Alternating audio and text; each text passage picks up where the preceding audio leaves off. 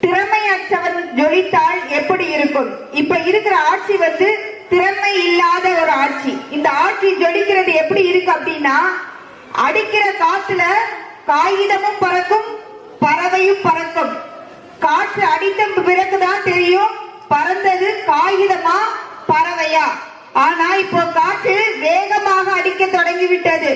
காற்று இன்னும் சிறிது காலங்கள்ல நிக்க போகிறது. இந்த ஆட்சி காகித ஆட்சியா பறவை ஆட்சியா என்பது மக்களுக்கு வெகு விரைவில் தெரியும். இப்ப இருக்கிற ஒரு அறநிலைத்துறை அமைச்சர் ரமேஷ் எல்லாருக்கும் தெரிஞ்சிருக்கும் நினைக்கிறேன். திருச்செந்தூர்ல இப்ப அவர் கொஞ்சம் ஃபேமஸா இருக்காரு, அப்படிதானே?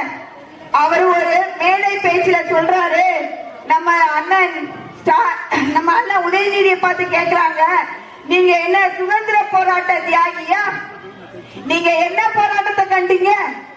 இந்த இடத்துல சொல்ற திராவிட முன்னேற்ற கழகம் பல சிறைகளை பார்த்தது, பல போராட்டங்களை பார்த்தது. டாக்டர் ஐயா கலைஞர் அவர்கள் ரயில் தண்டவாளத்தை தன் தலையை வைத்து படுத்தார். எதற்காக தெரியுமா? மும்மொழி கொள்கையை எதிர்த்து அன்றைக்கே அவர் தலையை வைத்து படுத்தார். பல்வேறு போராட்டங்களையும் சிறைகளையும் பார்த்த ஒரு கழகம் என்றால் அது திராவிட முன்னேற்ற கழகம் மட்டும்தான். இன்னைக்கு இருக்கிற தமிழக வெற்றி கழகத்தின் சிறை எப்படி தெரியுமா? சிறையில இருக்கிறவங்க யாரு தெரியுமா? சிறைக்கு போக போறவங்க யாருக்கு தெரியுமா? அந்த கட்சி நிர்வாகிகள் தான். கிட்டத்தட்ட 200க்கும் மேற்பட்ட பாலியல் கொலைகளும் பாலியல் சீண்டல்களும் நடந்திருக்கு. அதுல 100க்கும் மேற்பட்டவங்க யார் தெரியுமாங்க? தாவேகா காரங்களாம். உங்க சிங்கப்பெண் பழைய தாவேகா நிர்வாகிகளுக்கு போடுங்க. சிங்கப்பெண்களுக்கே அங்க வழி இல்லையே, அவங்களுக்கே பாதுகாப்பு இல்ல. இவர் சொல்றாரு, நீங்க என்ன சுதந்திர போராட்டத்தை ஐயா? என்னங்க உங்க சிஎம் எத்தனை சுதந்திர போராட்டத்தை பங்கெடுத்தவர்? எத்தனை களத்துல மக்களுக்காக பிரச்சனையை சந்தித்தவர்? நான் சொல்றேங்க, கரூர்ல 41 பேர் உயிரிழந்தாங்க. ஒரு சாவு வீட்டுக்கு யாருங்க போகணும்? செத்தவங்க வீட்டுல உள்ளவங்க வரணுமா, இல்ல நம்ம அவங்க வீட்டுக்கு போகணுமா? ஒரு துக்க வீடுனா என்னங்க, நம்ம போய் அந்த வீட்டுல போய் துக்க விசாரிக்கணும். ஆனா இவரு அந்த குடும்பத்தையே பனையூர் ஆபீஸ்க்கு வர வச்சு அவங்கள்ட்ட துக்கம் விசாரிக்கிறாரு. லாக்அப் டெத்ல இறந்த குடும்பத்தை பனையூர் ஆபீஸ்க்கு வர வச்சு அங்க துக்கம் விசாரிக்கிறாரு. நல்லா இருக்கிறாங்களா? இதுதான் மக்கள் பணியா? அறநிலைத்துறை அமைச்சர் அவர்களே கொஞ்சம் பேசும்போது மேடையில பார்த்து பேசுங்க. நீங்க என்ன சொல்றீங்க?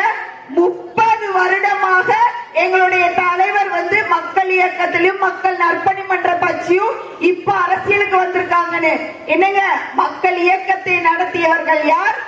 மக்கள் நற்பணி மன்றத்தை நடத்தியவர்கள் யார்? அவர்கள் எங்க போனாங்க? இன்னைக்கு இருக்கிற சட்டமன்ற உறுப்பினர் 234 பேர் மக்கள் இயக்கத்தில் உள்ளவர்களா? மக்கள் நற்பணி மன்றம் நடத்தினவர்களா? உழைத்தவர்களை தெருவில் விட்டுட்டு நீங்க காசுக்காண்டி உள்ளவங்க மேல தூக்கி வச்சிருக்கீங்க. அமைச்சர் குஷி ஆனந்த் சொல்றாரு, நாங்க 1 லட்சம் ரூபாய் கூட எலெக்ஷனுக்கு செலவழிக்கல, 2 லட்சம் ரூபாய் கூட செலவழிக்கல, மக்களுக்கு காசே கொடுக்கல, மக்கள் ஓட்டு போட்டாங்க. என்னங்க, நீங்க கொடுத்தீங்கல்ல சட்டமன்ற உறுப்பினர், அவங்க எல்லாம் கோடி கணக்குல உங்கள்ட்ட ரூபாய் கொடுத்துதான் சட்டமன்ற உறுப்பினரே ஆனாங்க. கேட்டா நாங்க மக்களுக்கு காசே கொடுக்கல, ஆனா மக்கள் ஓட்டுட்டு போட்டாங்களாம். என்னங்க, நீங்க கோடி கணக்குல ஒவ்வொரு சீட்டுக்கும் வாங்கினாங்க. குறிப்பா சொல்ல போனா தூத்துக்குடி மாவட்டத்துல 6 தொகுதி இருக்கு. இவங்க எப்படி மாவட்ட செயலாளர் போட்டாங்க தெரியுமா? சின்ன பிள்ளைங்க விளையாடுவாங்களா, இங்கி பிங்கி பாக்கி ஃபாதர் ஹஸ் எ டாங்கி, அப்படிதான் இவங்க மாவட்ட செயலாளர் போஸ்டிங்கே போட்டாங்க. உழைச்சவங்க கிடையாது மாவட்ட செயலாளர்ல.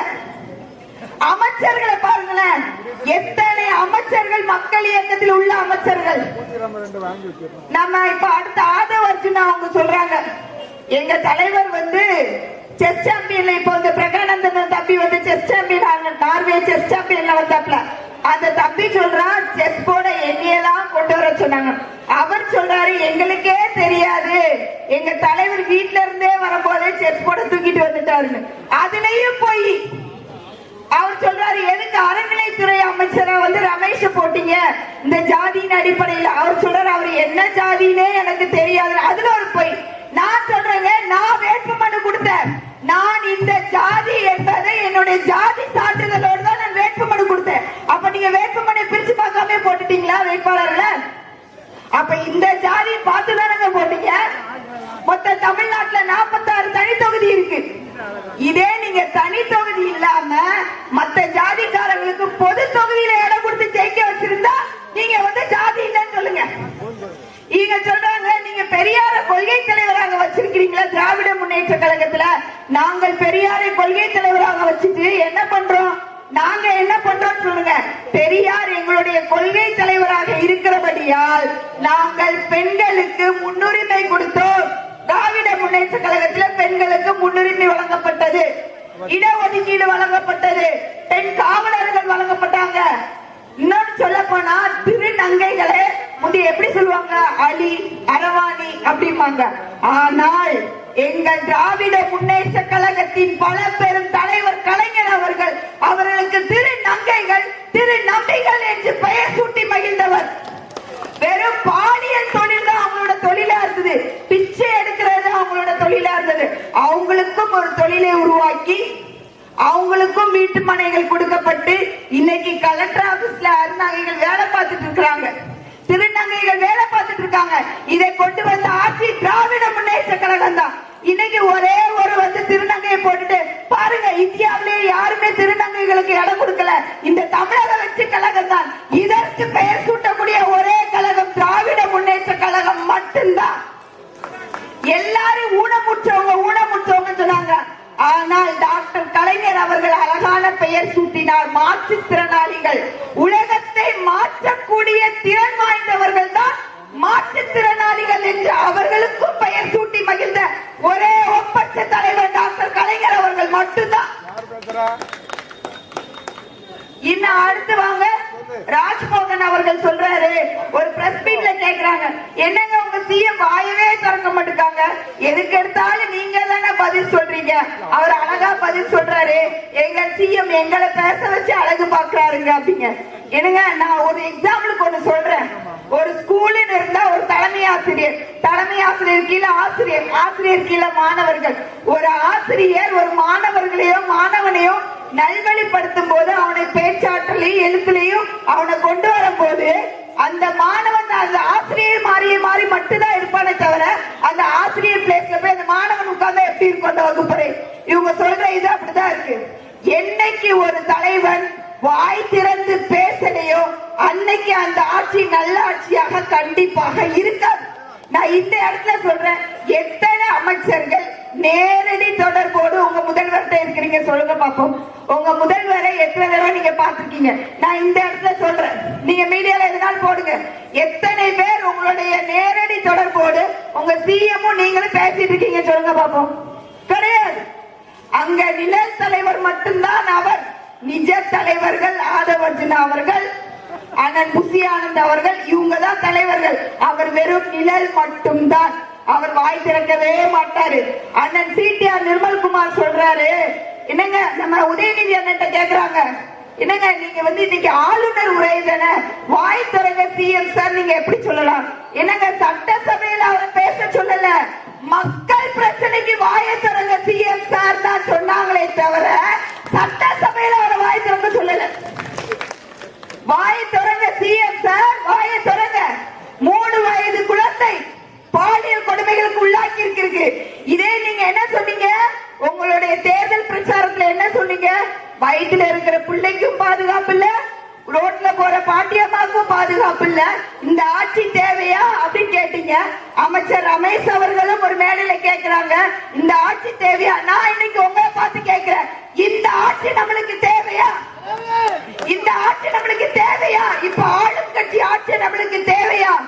குழந்தைகளுக்கு பாதுகாப்பு இல்லை.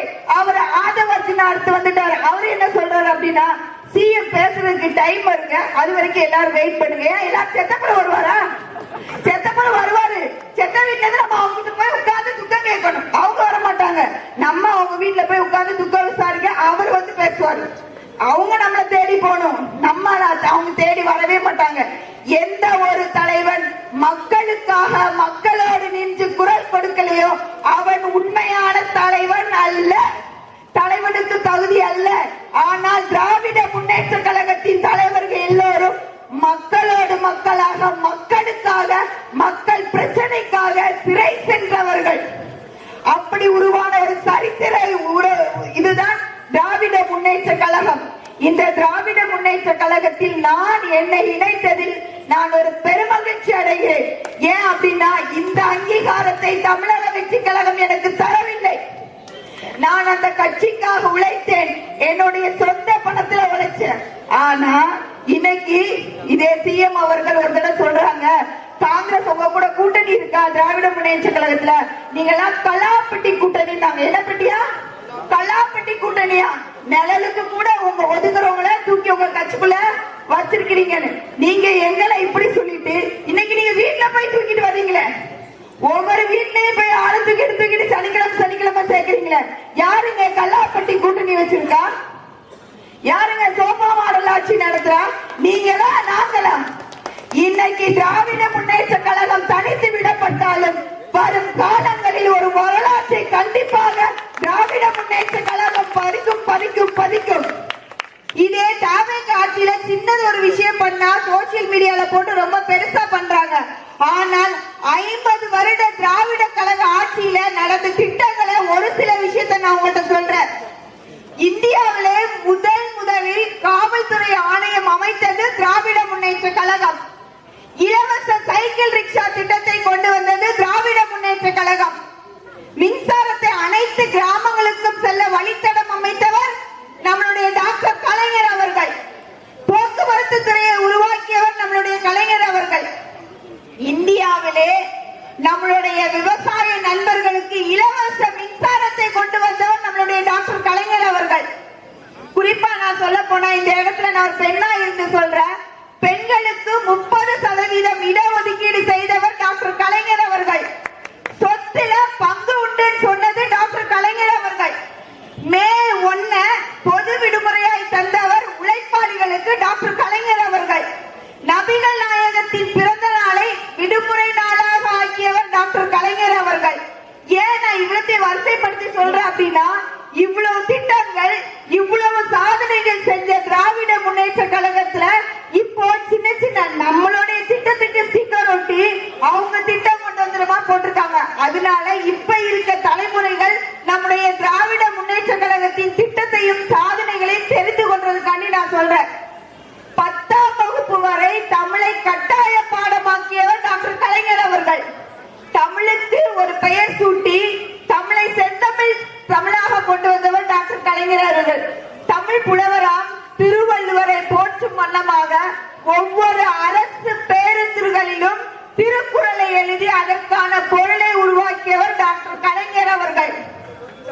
மனோன்மணியம் சுந்தரனார் பல்கலைக்கழகத்தை முதலில் கொண்டு வந்தவர் டாக்டர் கலைஞர் அவர்கள். டாக்டர் எம்ஜிஆர் மருத்துவக் கல்லூரியை கொண்டு வந்தவர் டாக்டர் கலைஞர் அவர்கள். இந்தியாவிலே முதல் முறையாக அம்பேத்கர் பெயரில் சட்டக் கல்லூரியை கொண்டு வந்தவர் டாக்டர் கலைஞர் அவர்கள். ஆசியாவிலே முதல் முறையாக கால்நடை மற்றும் விலங்குகள் அறிவியல் பல்கலைக்கழகத்தை அமைத்தவர் டாக்டர் கலைஞர் அவர்கள். காமராஜர் பிறந்த நாளை கல்வி மேம்பாட்டு தினமாக அறிவித்தவர் டாக்டர் கலைஞர் அவர்கள். ஏன் அப்படின்னா, காமராஜர் அவர்கள் வீதிகள் தோறும் பள்ளிக்கூடங்களை அமைத்து மக்களுக்கு கல்வி கற்பிறந்த காமராஜர் என்று பெயருக்கு போற்றுதலுக்குரியவர் டாக்டர் காமராஜர் அவர்கள். பெண்களுக்கு சுய உதவிக்குழு அமைத்தவர் தந்தை கருணாநிதி அவர்கள். குடிசை மாற்று வாரியம் அமைத்து கொடுத்தவர், மினி பஸ் வசதி அமைத்து கொடுத்தவர், 24 மணி நேரமும் மருத்துவ வசதி அமைத்து கொடுத்தவர். குறிப்பா சொல்ல போனா மீனவர்களுக்கு இலவச வீடு வழங்கும் திட்டம் கொடுத்தவர், சிட்கோ உருவாக்கியவர், டைடல் பார்க்கை உருவாக்கியவர் டாக்டர் கலைஞர் அவர்கள். உழவர்கள் தாங்கள் உழுத அந்த பொருட்களை நேரடியாக சந்தைக்கு வந்து விற்கிற அளவுக்கு உழவர் சந்தையை உருவாக்கி கொடுத்தவர் டாக்டர் கலைஞர் அவர்கள். இப்படி அவருடைய கலைஞர் அவர்களின் திட்டங்களும் சாதனைகளும் சொல்லிக்கிட்டே போலாம், நேரம் இல்ல.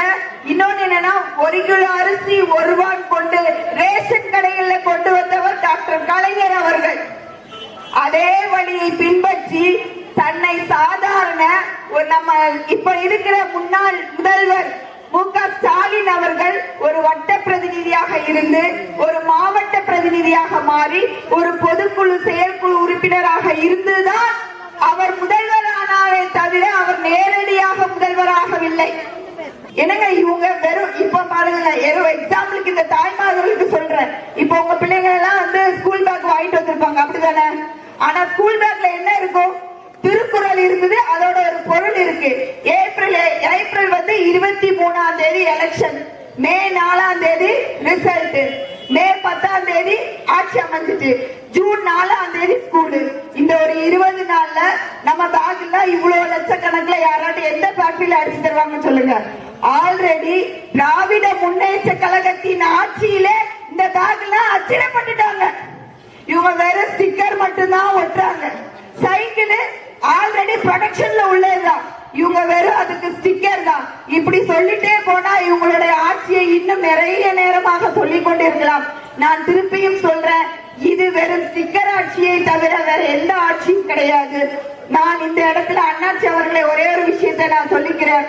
எனக்கு இந்த வாய்ப்பினை அளித்து இந்த மேடையில் என்னையும் ஒரு பெண்ணாக நிப்பாட்டி எனக்கு இந்த வாய்ப்பினை அளித்த என் அன்பு சகோதரர் அனிதா அண்ணன் ராதாகிருஷ்ணன் அவர்களுக்கு என் மனமார்ந்த நன்றியை தெரிவித்துக் கொள்கிறேன். என்றும் எப்பொழுதும் திராவிட முன்னேற்ற கழகத்தில் நான் தொடர்ந்து குரல் கொடுப்பேன், தொடர்ந்து போராடுவேன். நன்றி, வணக்கம்.